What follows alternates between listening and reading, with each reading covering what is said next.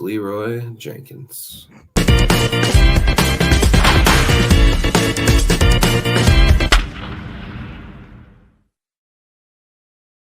Welcome back on episode 17 of the Black Diamond podcast. And we'll be switching to the 4 to 7 podcast on the when coming up here in the off season. We're very excited about that. But we love to hit different topics. We're mostly a Mets and Yankees podcast, but we love to hit all parts of baseball here on the show. And we came up with a new idea that we're going to be rolling out here over the next few weeks. And it started out with an idea that Chris came up with. And Chris, I'll let you tell me where this started from, and then we figured we'd expand on it. Yeah, so I came up with this idea. I was under the influence of marijuana, and I came up with this idea. But I was watching a game. I got high one night, and I was watching I watched the end of the Yankee game, and then after that, I just put on whatever game was still on the MLB.TV app. And that game happened to be a game between the A's and the Astros, which the A's actually won, and I was very happy about that. But it got me thinking while I was watching this game. I was the A's were considered to be pretty historically bad last year. And, the White Sox are obviously, they're most likely going to finish with the worst record over 162 game season in MLB history. And I thought, who would win in a 7-game series? The 2023 A's or the 2024 White Sox? Who would win or who would lose, basically? And so I kind of, I had to present the question to you right then and there before my class. With the added bonus that the winner gets to keep their home. Yes, and then the caveat was winner stays home. Because both teams are have some. Obviously, the A's have their situation, but the White Sox are not. The White Sox are not exactly solidified. I mean, I'm sure they will stay in Chicago and get a new stadium, but that's not. That's not written in ink or set in stone yet. So that was a caveat of it too.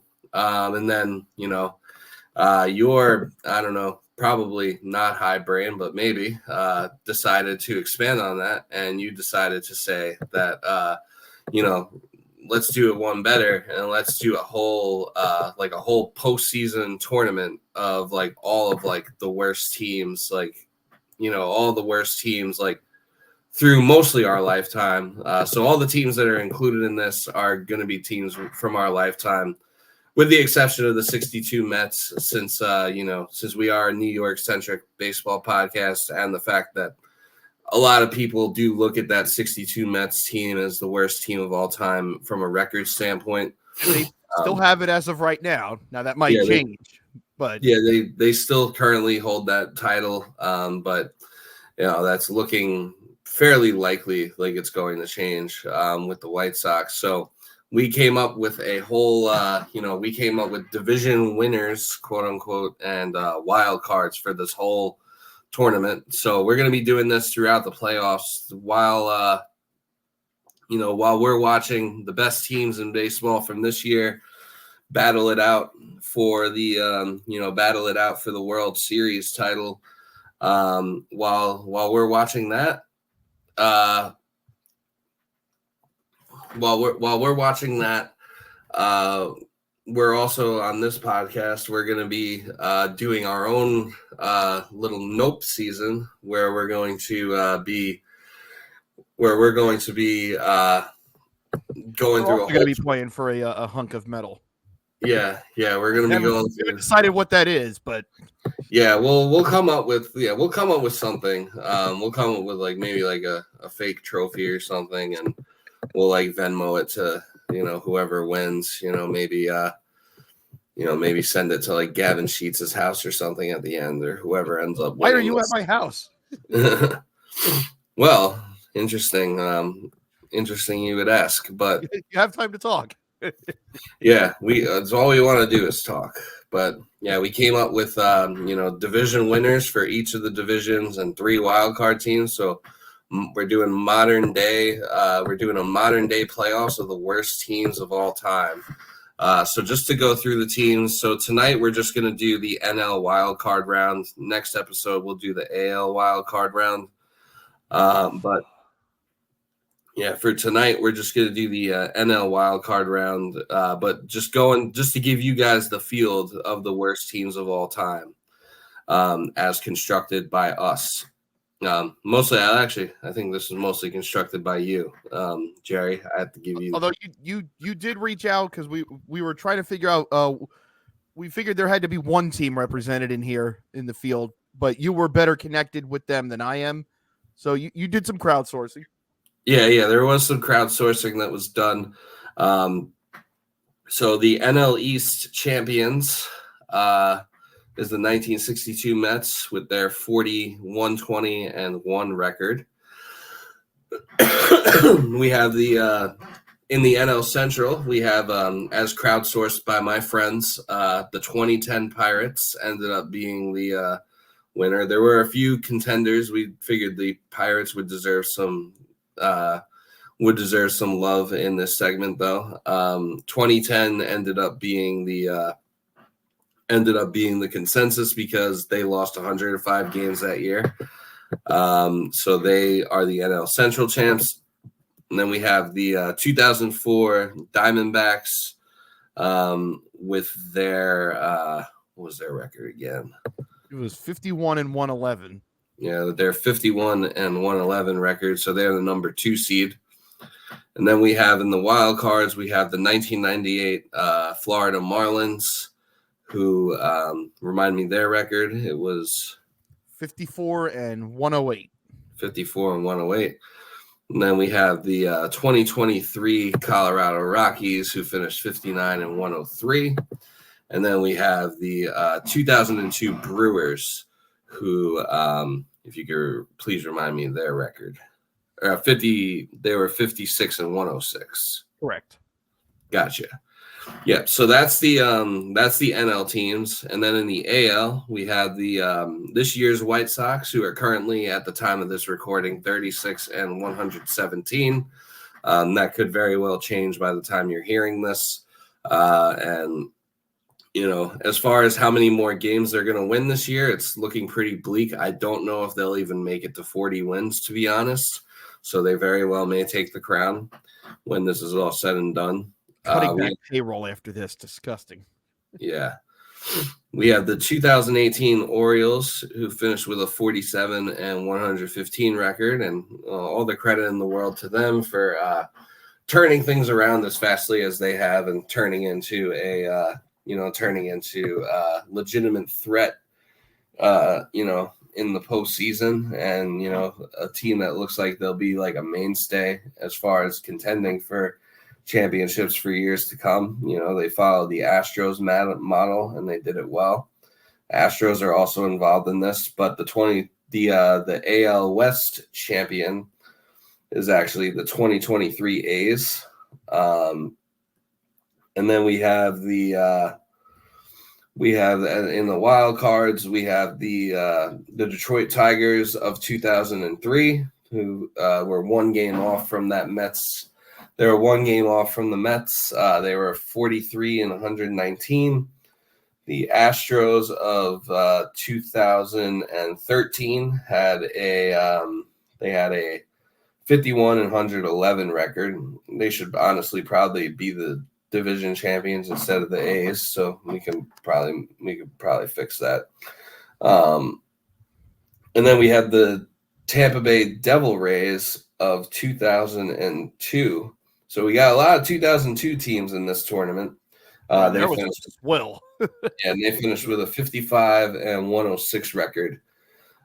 So that's the field. But for tonight, we're just going to be focusing on the NL teams and the NL wild card round. So we will start with the 2023 Rockies versus the 2010 Pirates in a three-game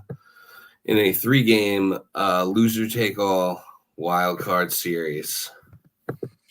Boy, you almost wonder, does a team have a home field disadvantage in this one? Because I believe that would mean that the Pirates would host this, but I mean, we know what a Pirates Rockies crowd would look like, on any given day during the summer. It probably would not be that much better during the fall. But look at this Rockies team from 2023.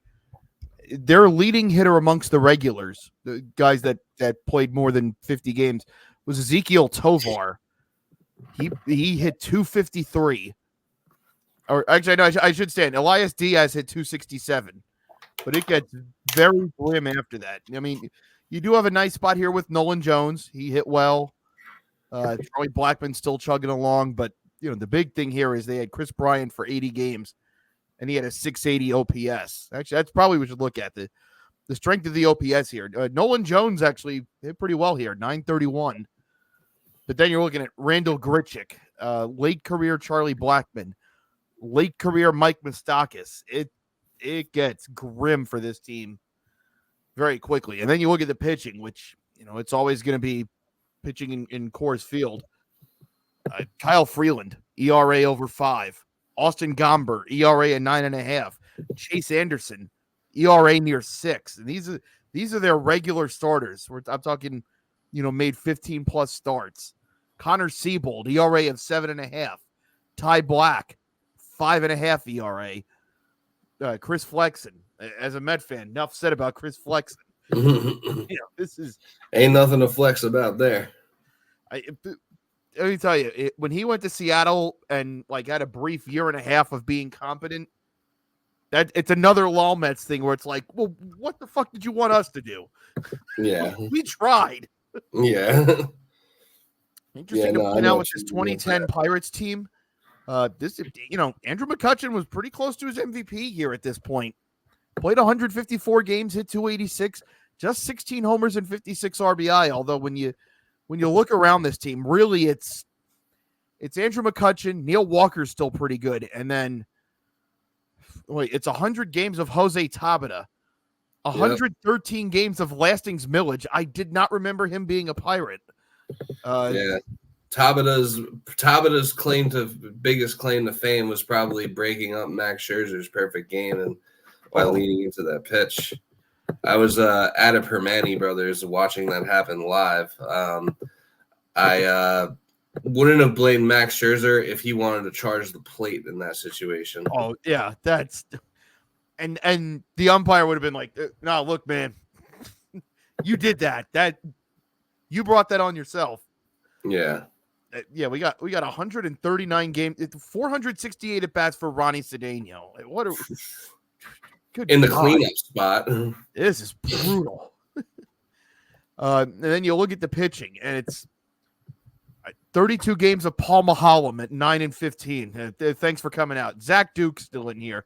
There's a lot of 2000s Drek in this lineup, or in this staff, I should say. Although Eric Kratz. Surprisingly enough, within this Pirates team, 79 2/3 innings for Charlie Morton, where he went 2-12 with an ERA over 7.5. Legend. Who knew? Who knew what was coming?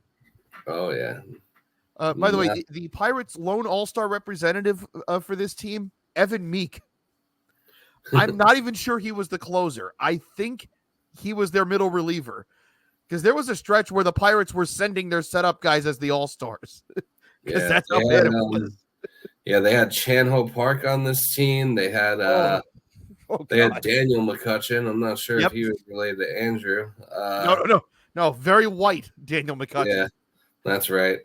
Evan Meek had 4 saves, and he was the all-star. They had a 36-year-old Octavio Dotel on this team. Well, listen, he had to complete his tour of the league. What can you do? Brendan Donnelly action in 2010. They had Steven Jackson. No, not that one. Wow, I didn't realize this. The Javier Lopez that became such a staple for the Giants on those World Series teams, he was on this team. Yep. They did trade him in season. Okay. But yeah, he actually went on. He actually went on to win a World Series. I just figured he was always there. That one kind of surprised me. Yeah, imagine. Yeah, like imagine telling Javier Lopez, say like in like I'm not sure exactly what day he got traded or anything, but imagine telling him like in like June or something, like, oh yeah, you're gonna win a World Series this year. He'd On probably the be show? like, yeah, yeah, what are you smoking? Yeah. On the Are you show, smoking sure. I play something? that every day. Are you smoking? Give me some of whatever you're smoking. You're probably smoking the same stuff the guy that came up with this segment was smoking.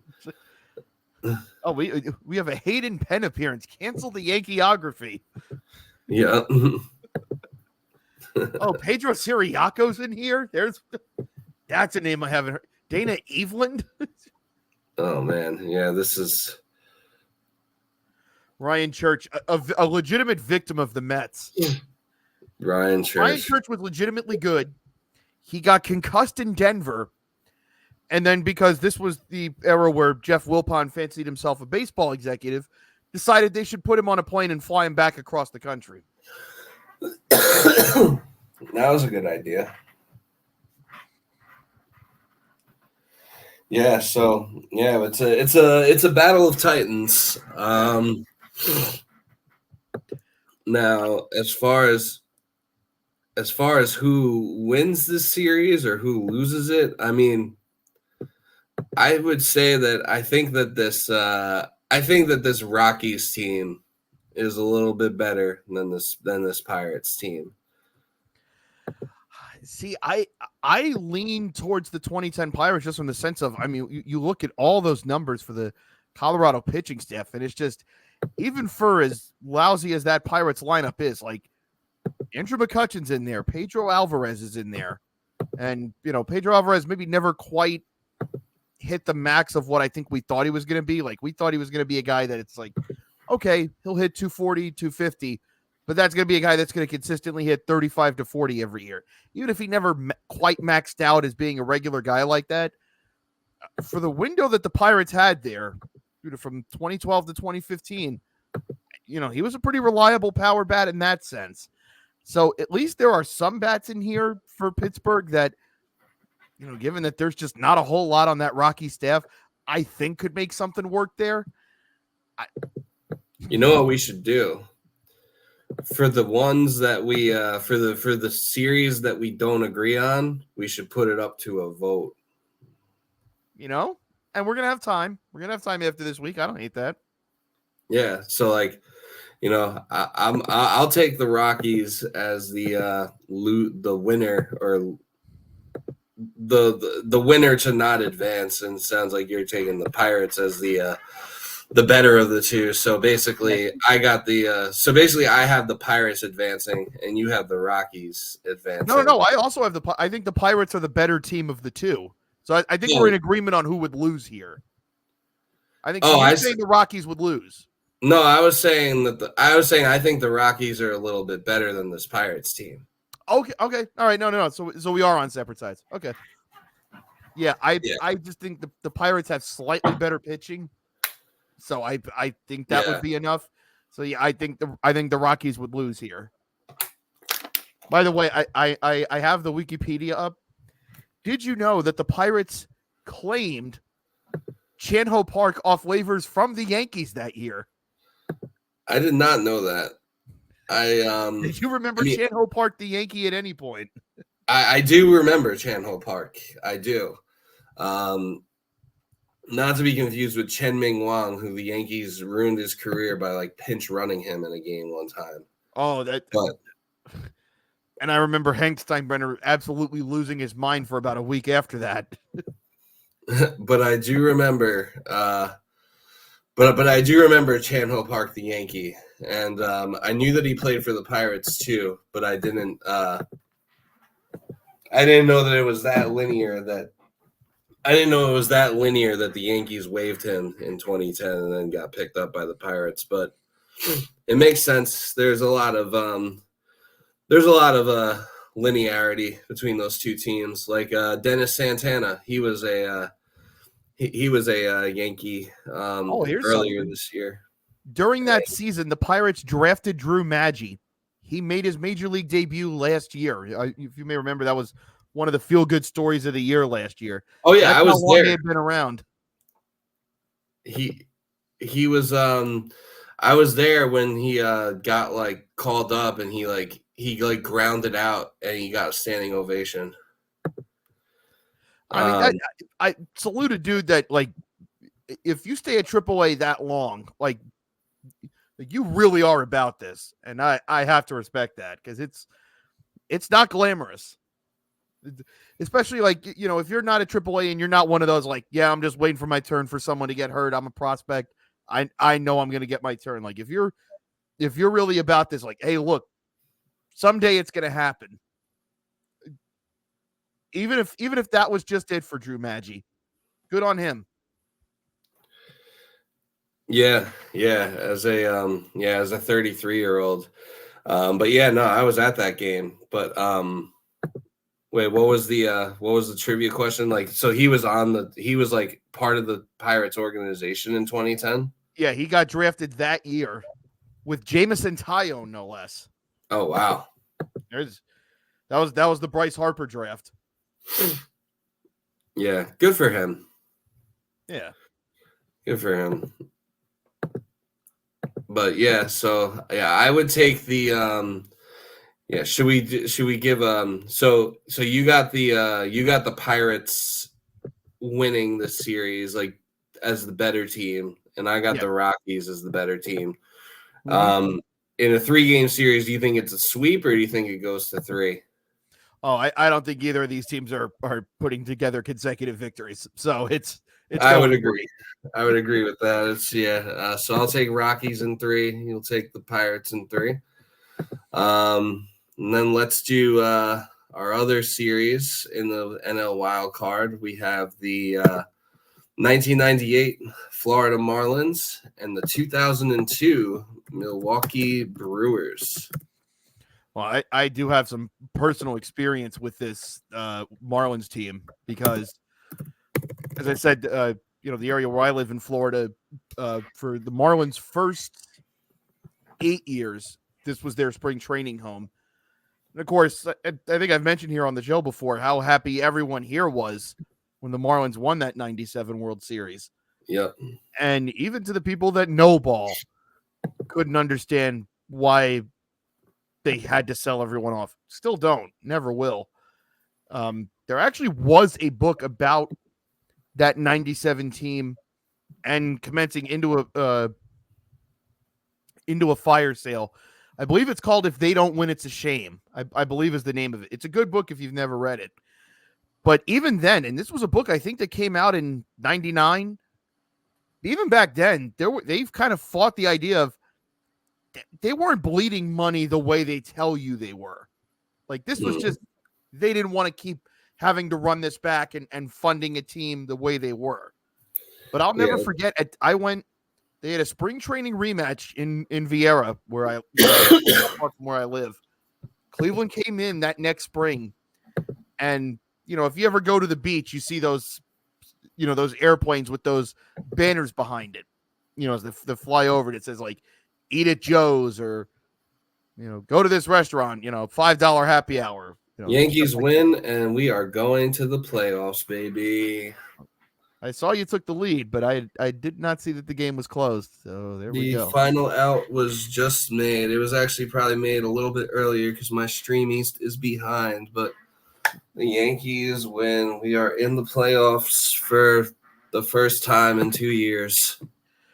But yeah, there was a banner, a plane that flew over Space Coast Stadium during the game that just said "Wayne sucks," referring to Wayne Huizenga, the owner, and the S's were in dollar signs.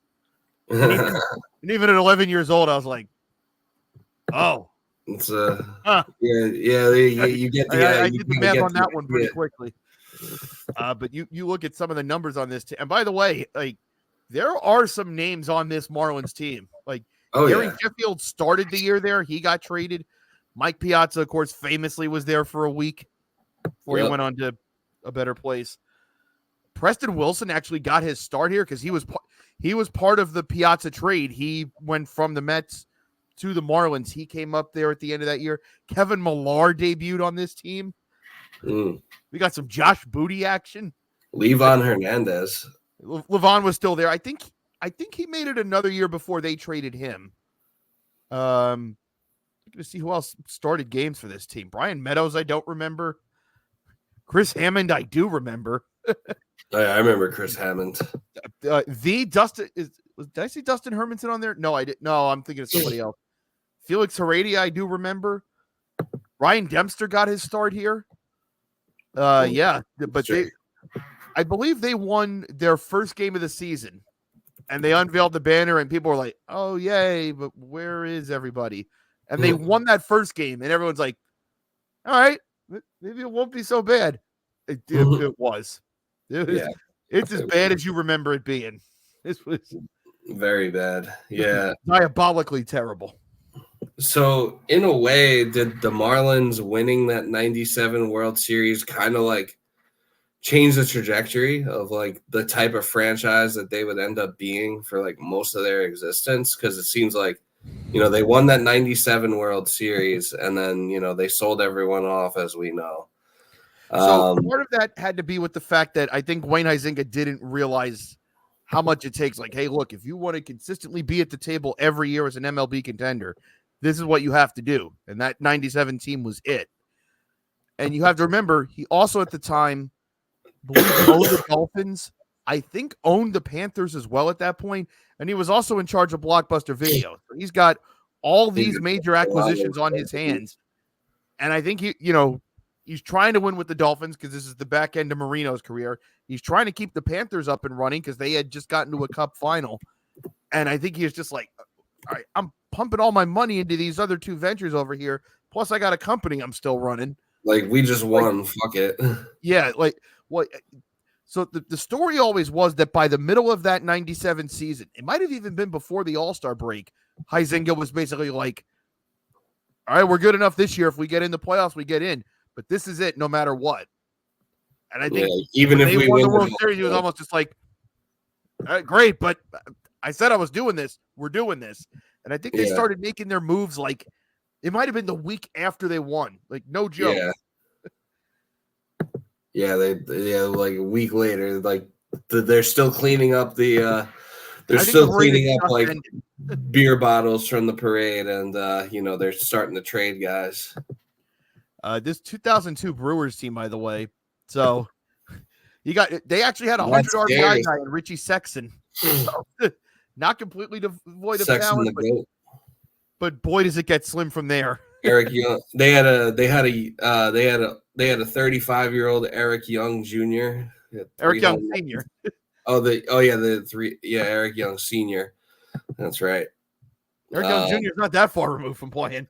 No, he is not. We'll blame my foggy COVID brain on that. Ben Sheets, Glendon Rush. These are some names I remember. Oh, let me tell you about an underappreciated man that I will hold in my heart. Glendon Rush, right here. Oh, yeah. I know he wasn't particularly good. I liked watching Glendon Rush. Another one, Lenny Harris, one of the best pinch hitters of my lifetime in Lenny Harris. There's a reason he had hitting coach jobs after he was done. Yep.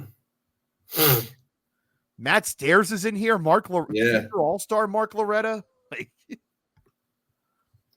people don't know about Ben. It really is a crime that. I mean, I say this. I know it cost the Mets a spot in 08, but CeCe got to Milwaukee at the deadline in 08, and Ben Sheets' shoulder, I believe it was, had pretty much given out, like right then and there. Like, imagine that tandem going into a playoff series where it's like, all right, we got past peak CeCe. We're gonna be all right.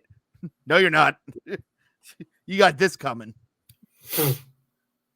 Yeah, and never was totally right. Yeah. Oh no. Yeah, he did have Tommy John. Didn't pitch in the playoffs that year. But yeah, peak Ben Sheets was a force. But then the rest of this rotation, Jamie Wright, Ruben Cavedo. I see Nelson Figueroa on here. My God. Mike DeJean was their closer. My God. Valerio De Los Santos. There's an Honestly, immaculate grid staple. honestly, looking at their bullpen and some of the numbers of some of their relievers, their bullpen was like not that terrible. Now, Ray King was a guy you wanted in the postseason. You talk about a lefty specialist.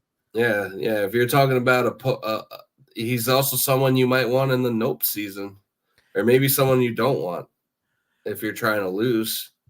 So here's the crazy thing about this Brewers team: they had 2 All-Stars,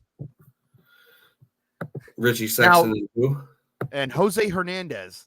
Now, granted, Milwaukee did host that year, so maybe they got it out of like, all right. They got a little hometown loving. But still, that's do another quick story time with your friend Jerry here.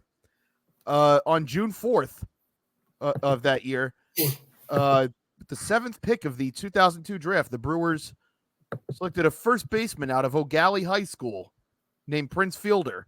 And why do I bring up Prince Fielder playing at O'Galley High School? Because that's where I live. O'Galley High School, no joke, is about 10-minute drive from where I live. That's and lost. Prince was he grew up here. Cecil moved down here towards the end of his playing career, so we knew about him. So he was a senior in high school when I was a freshman, so I knew about him. And like everyone knew he was Cecil's kid. And it was just a case of, all right, he's going to get to the majors. How good is he going to be when he gets there? It's like, all right, is he going to be as good as his dad? Turns out had the exact same number of home runs. But the legendary with him was there were 2 home run stories that I knew. One was there was a guy I used to call games with down here and played against him because he was in high school at the same time as Prince. And he's like, yeah, Prince was 2 years ahead of me. And he goes, one time he walked to first base and I'm playing first. And he said his arms were as big as my legs. And he said at the time they were playing at a field where they didn't have an on-campus field yet at his high school where my friend was. So we would play at this public park and there were woods behind our outfield fence. He hit one into the woods that they never found. And then the last one, and I'll send you the picture of this eventually because I do have it. His last at bat at high school, there's a I believe Aurora Road is 4 lanes. But there is a pretty busy road that goes right behind their field. And he's a left-handed hitter. He cleared the 4-lane road. And it would have kept going, but it hit a billboard. Like that. And the other one that I knew, there was a girl I used to work with at one of my old jobs who went to high school with him. Got to go to the fielder's house. She got lost in the house. Wow. Had to call Prince Fielder and be like, I don't know where I am. And apparently Prince Fielder said, just go out in the hallway. I'll find you. That was the kind of house Cecil Fielder had before he lost all his money. She called him up and was like, yo, I'm inside. Yeah, help me out. Yeah. I don't know if he comes around here a whole lot anymore. I mean, I know his son plays. I know he got drafted. I think had committed to North Florida, but I think he's going to play professionally. I've seen video of him taking BP. Got the same swing. I do know he donates to O'Galley High School pretty regularly. So good on him for that. But yeah, Prince Fielder was one of those that it was just like, if you watch him, you're like, oh, he's built like his, oh, he's got a better swing than his dad, and he's lefty. And it was like, okay, is he going to be like a multi-time all-star? Is this because it's like we know who his dad is, we know what his dad did. And like, yep, he was every bit of that. Oh yeah. So I figured I'd share that, knowing I have a local connection to Prince Fielder like that. Yeah, no, there's that's definitely an interesting nugget, and it's a shame though because his 2002 Brewers, in my opinion, are the team that I think gets eliminated here. I think that yeah. Well, actually, I think that the 2002. Well, no, actually, I think the 2002 Brewers are not getting eliminated. I think that the 1998 Marlins, I would say, are actually better than the 02 Brewers. Well, here's the stickler for that. What do we consider their regular roster? Because we know, they had guys during the year that were part of the World Series winning team and eventually got traded, or they had guys like Like Derek Lee came up towards the back end, but it's like, okay, we know Derek Lee was good, but he wasn't that Derek Lee yet. Yeah, you're still very young. And it's like, I don't think we count Piazza being there for 8 games. So it's like, what do we want to decide is Piazza doesn't count. I mean, I would say anyone who was there for at least like, I don't know, 60 games, 80 games maybe. Poor Mark Kotze's on here. He played 154 games for them, and he managed the 23 ace. That's tough. Yeah. So he's he might win like the Conn Smythe of this tournament when it's all over. So this is interesting. Derek Lee played 141 games that year. Actually drove in 74. He was good right off the bat. Yeah. He actually had a pretty good rookie year. Or was it? Edgar Renteria stayed there longer than I thought. He played 133 games. There were some talented players on this team that were there. Yeah, Cliff Floyd, he was there for the whole season. He put together. Don't know about their pitching because Livan Hernandez was good, but beyond that, and even he had even he wasn't that good. His ERA was like in the high 4s. They had a couple of okay relievers. Yeah, Matt Mantai's okay. Felix Heredia is all right. Yeah, but it's slim. Yeah, I don't know. I think that the 98 Marlins, even, if you consider the players that were there for at least half of the season, I still think they have that they just have a more talented roster than the Brewers, because the Brewers it's really just like Richie Sexson and a bunch of who's that's. So to me, the Marlins are the better team, and I think that the Brewers would advance. What say you? I did not expect this upset. Is this another one? The Brewers actually have the better bullpen here. So if you think that the 0-2 Brewers can get a lead, yeah, that's true. I just think that the Marlins getting the outs. Yeah, I just think the Marlins would have more firepower in their lineup. Man, you know what? When I put this together, I thought the 98 Marlins might have a chance to win the NopeSeason, but hearing you talk it out, I think I have to go with you. I think I have to go with the 0-2 Brewers here. I did not think that's where I was going when this show started tonight, but boy, here we are. I think you're right. There you have it. The 2002 Brewers advance to the NopeSeason NLDS. So congratulations to them. The 2023 series is knotted up at 1, and it will go to a poll, and that poll will be you, the people. So be on the lookout for that, because it'll be up to you to decide. You're going to vote on which team is worse, and whichever one gets more votes will be the team that will also advance. So be sure to vote in that poll when this all comes out and that episode drops.